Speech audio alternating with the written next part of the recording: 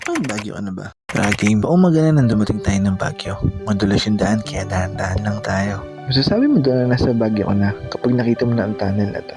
Tang tulay na to, ramdam mo na nasa Baguio ka na talaga.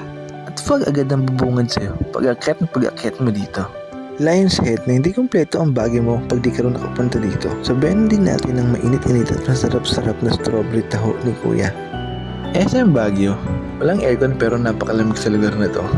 Hanggang sa pumunta muna kami sa transient house na tutulugan namin pansamantala para makapagpahinga.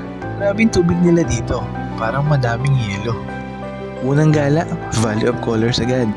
Nagpa-picture pa sa atin, napakaswerte niya. Tandaan din namin yung Bell Church, isa sa mga dinarayo dito sa Baguio at napakaraming ang tao talaga. Meron kakaibang kulay ng isda oh.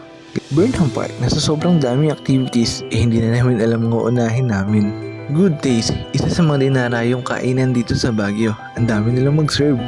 Hanggang sa mapunta kami sa Botanical Garden, di na kami nakapasok kasi may entrance na pala dito. Camp John Hay, tindig pa lang ng puno, marerelax ka na. Ang kapal ng fog dito, kaya sinubukan na lang natin magpaalam kay Kuyang Guard kung pwede tayo magpalipad ng drone. Pero hindi tayo pinayagan, kailangan ng permit. Kaya ito na lang muna ang mabibigay kong kuha sa inyo. Maayos naman eh, palikot lang yung nagka-cameraman. At sa sobrang ganda ng lugar, papaisip at masasabi mo na lang na sobrang sarap pala mabuhay. Ang gagawin mo na lang ay sumabay ka sa agos nito. Session Road, akala namin makikita namin si Green Soldier pero late na pala kami doon. Kaya pumunta na lang kami dito sa sikat na night market sa Baguio. Umuulan na pero ang dami pa ding tao. Grabe ba? Dito ko rin natikman ng grilled balot.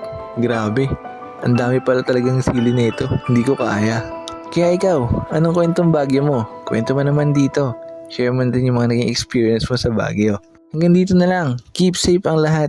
Ingat pag-uwi. Madulas pang daan.